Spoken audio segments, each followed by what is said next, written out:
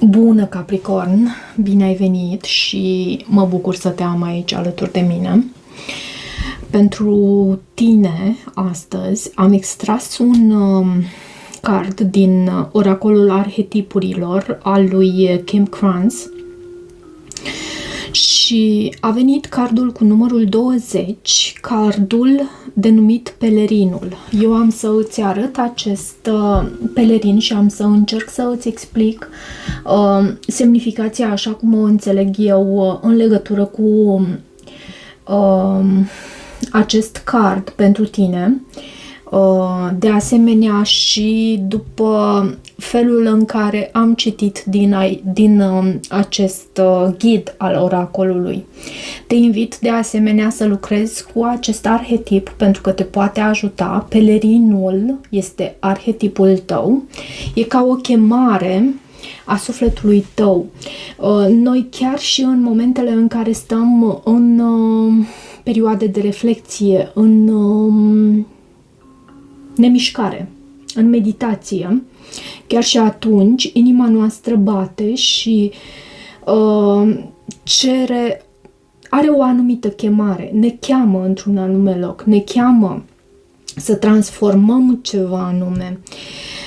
În mișcare noi ne găsim libertatea, ne extindem și putem să creștem. Tu ai ca o anumită chemare în sufletul tău pe care, cum să zic eu, cu care e bine să lucrezi cu acest arhetip pe care imaginea acestui card cu numărul 20 o găsești și pe internet și poți să o vizualizezi pentru câteva secunde în fiecare dimineață. Încearcă asta pentru 2-3 zile, să zicem. Sau pentru mai mult timp, să vezi unde te duce, care este chemarea sufletului tău în această perioadă. Ok? Hai să vedem ce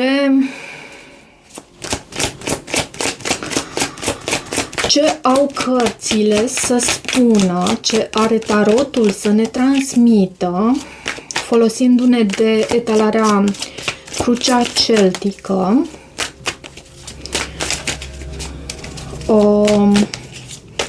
Ce avem în energia Capricornului? Ce avem în energia ta, dragă Capricorn? Vom vedea situația de față, bineînțeles, așa cum ne transmite Crucea Celtică.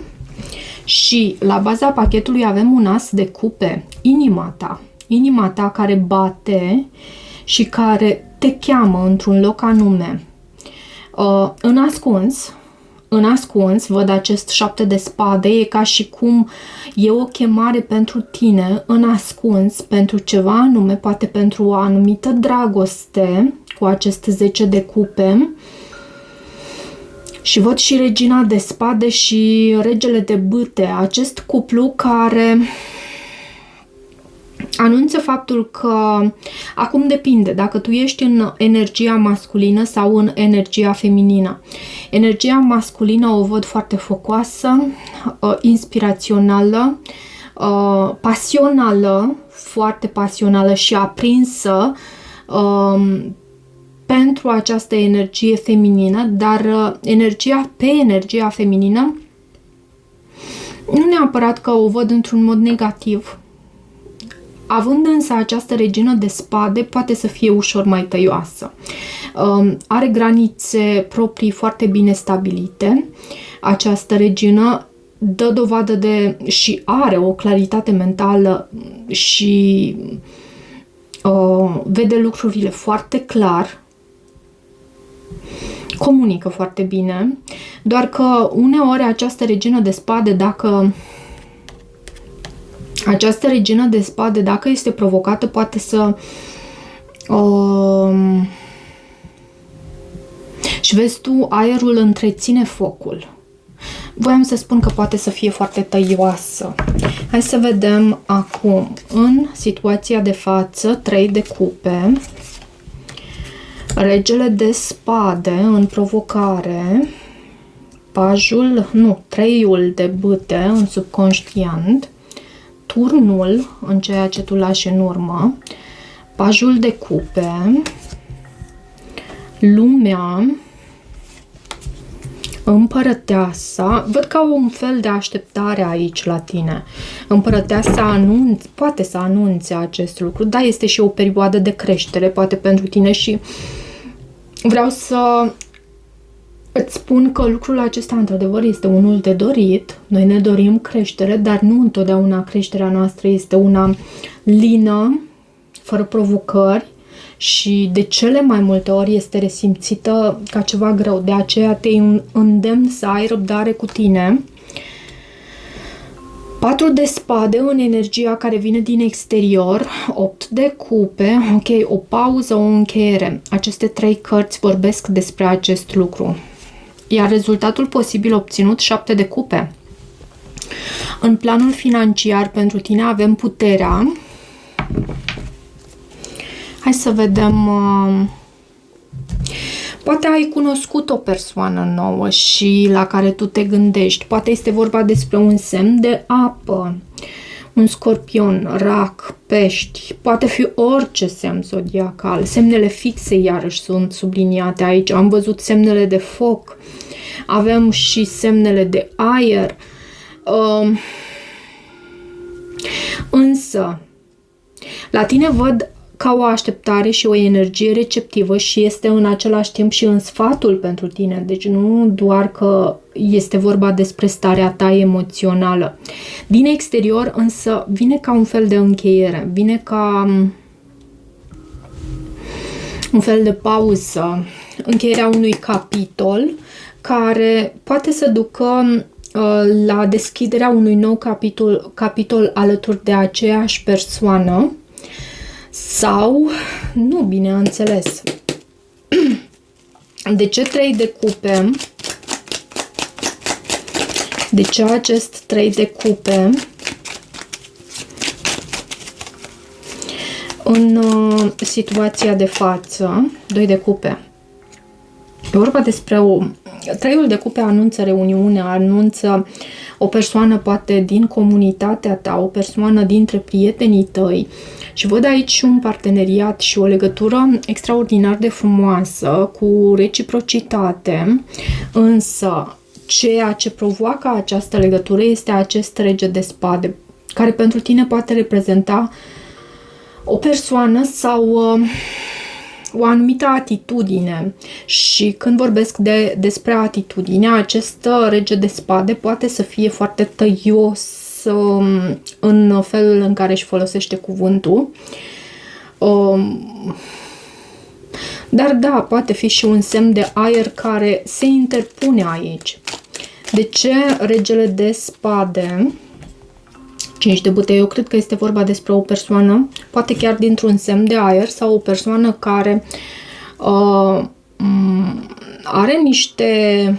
și regina de spade avem aici. E ca...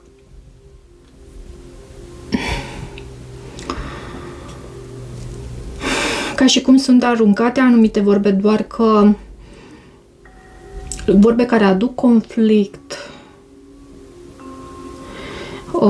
Și cu acest rege de spade, regele de spade este intenționat. El acționează conform intențiilor, este aliniat cu intențiile sale. Deci e ceva aici ce această persoană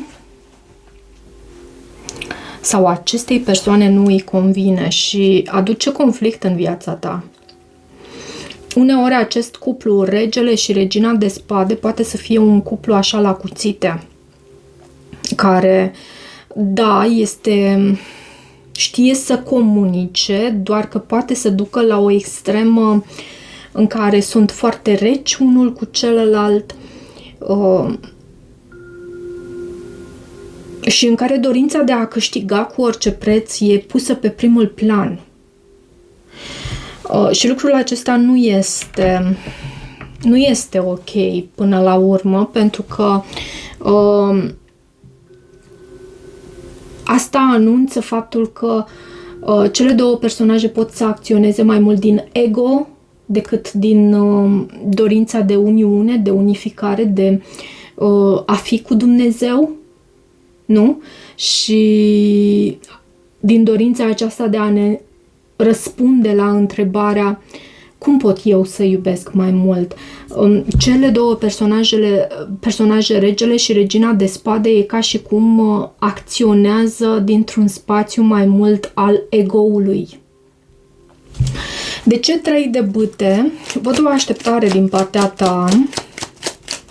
3-ul de bâte poate să anunțe și expansiune, succes. Fiind în subconștientul tău, eu cred că este vorba despre o așteptare. Da, o așteptare. Avem și 4 de spade. Aștepți poate comunicare din partea acestei persoane. De ce turnul? Și asta poate pentru că ceva s-a încheiat în trecut sau poate ai avut de a face cu un scorpion aici. Asul de spade. Poate ai avut de a face cu un scorpion. E ultimul lucru pe care tocmai l-am spus și a venit asul de spade. Și avem și această carte a rezilienței, 9 de bâte. Da, poate ai avut de a face cu un scorpion aici. Sau un moment de turn care a adus la în ultimă instanță a dus la claritate mentală. Și chiar dacă ai fost rănit în această situație, tu ești încă în picioare. De ce pajul de cupe? De ce pajul de cupe a venit magicianul? Pajul de cupe în gândurile tale anunță și împăratul. Poate ai de a face cu un berbec sau taur, leu, gemeni, fecioară, mai văd aici. Admirație pentru o anumită persoană cu acest paj de cupe.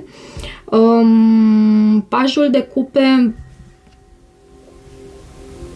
anunță o deschidere a inimii ușoară, o licărire așa acolo în inima ta și o curiozitate pentru ceva anume.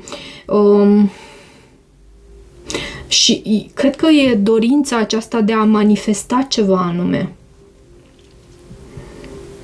Acum, în caz că ai de a face cu o persoană foarte mult autoritară, cu acest împărat, poate să existe și un soi de manipulare, poate să existe și o diferență de vârstă între tine și această persoană, cu pajul de cupe și împăratul aici. De ce lumea? De ce această carte lumea? 8 de spade. E o încheiere care și uita, împărăteasa și, bineînțeles, avem împărăteasa în starea ta emoțională și în sfatul pentru tine. În cartea care urmează aici, în această secvență de cărți pentru tine. Poate ești în energia ta feminină cu această carte împărăteasa, poate o mamă să fie implicată, dar eu văd o încheiere de capitol și încheierile acestea de capitol nu sunt de speriat, pentru că vin din partea Universului și Universul știe ce este mai bine pentru noi. Și noi oricum nu vom rămâne pe veci în această postură a 8-ului de spade, în nemișcare. Până la urmă tu ai cartea Pelerinul, care te cheamă într-un anume loc sau pentru o anumită stare sufletească. Tu nu vei rămâne aici pe veci. Doar că asta văd aici, o încheiere de capitol care pe moment te poate face să te simți blocat și în așteptare. Și de ce împărăteasa în sfatul pentru tine? Regele de bâte. Poate ai de a face cu un semn de foc, un leu, un berbec, un săgetător. O persoană care, de lângă care te-ai detașat, tu ai plecat, ceva ți-a adus dezamăgire sau această persoană a plecat și o persoană care reprezintă steaua ta, steaua reprezentând idealul cel mai înalt și dorința aceea, ultimă. Și când vorbesc despre dorințe, uite, pentru că voiam să transmit și acest lucru și cu ocazia asta am să o transmit, chiar dacă nu este o citire colectivă, este una pentru colectivul Capricorn, totuși. Când vorbesc despre dorințe, nu mă refer la acele dorințe care sunt proiectate în conștientul nostru de lumea din exterior, adică acele dorințe precum că ar trebui să câștig nu știu cât pentru...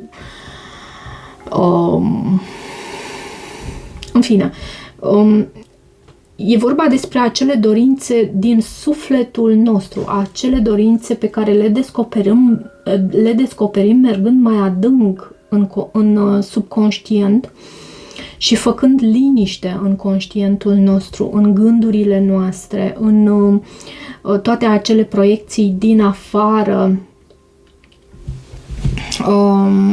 E ca o dorință sufletească. De ce 4 de spade? De ce acest 4 de spade în energia care vine? Cineva a plecat. Cineva, poate un rege de cupe, poate este vorba despre un rac, un scorpion, un pești.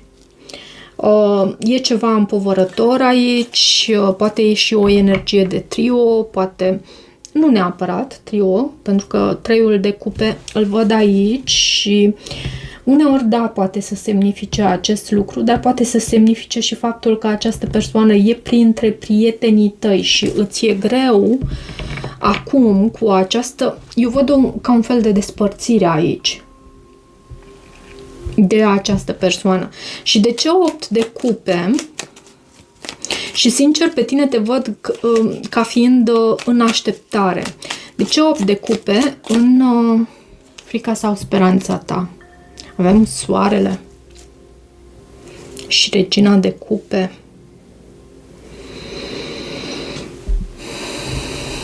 Da, cumva tu simți aici că ai pierdut ceva, că ai pierdut acea persoană care, alături de care te simțeai bine, exista această potrivire. Văd și regina de cupe aici la baza pachetului.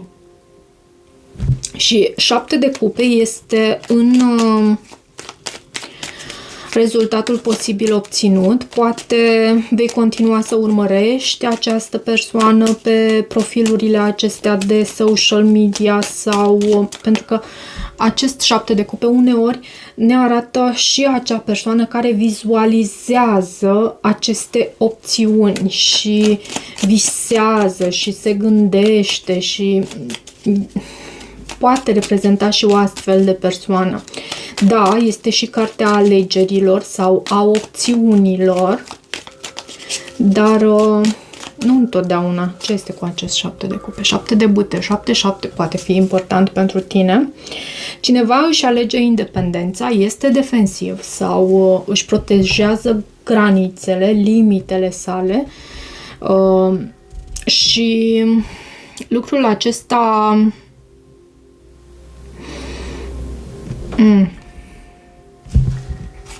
nu știu de care parte este. Eu simt că este de partea ta faptul că urmărește această persoană, iar cealaltă persoană poate fi și invers însă.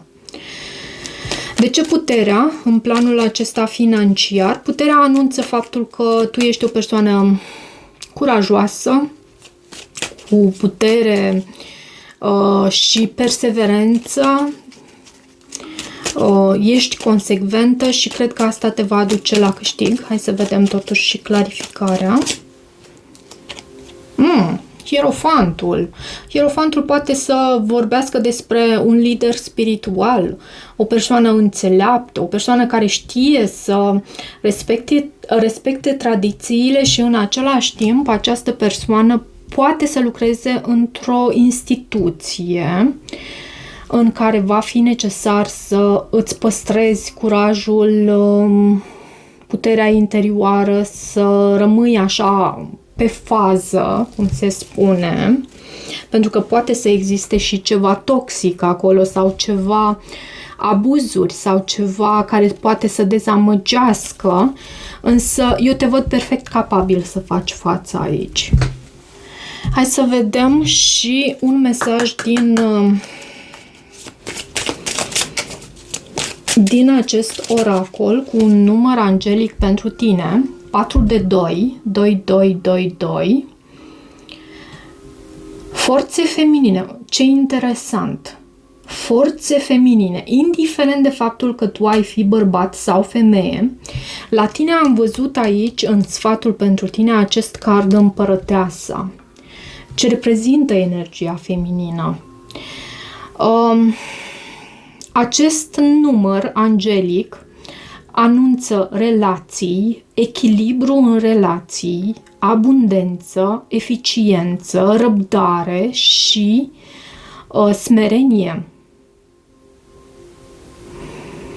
Poți să faci totul de unul singur, dar viața nu va fi împărtășită. Intră în parteneriat cu spiritul potrivit și vei deveni o forță.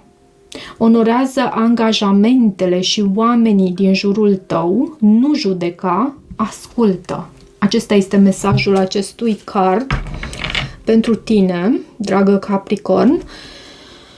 Eu sper că rezonează și, bineînțeles, dacă rezonează, te invit să te abonezi canalului, să mai treci pe aici, să-mi lași o apreciere și un feedback al tău. Îți mulțumesc și toate bune!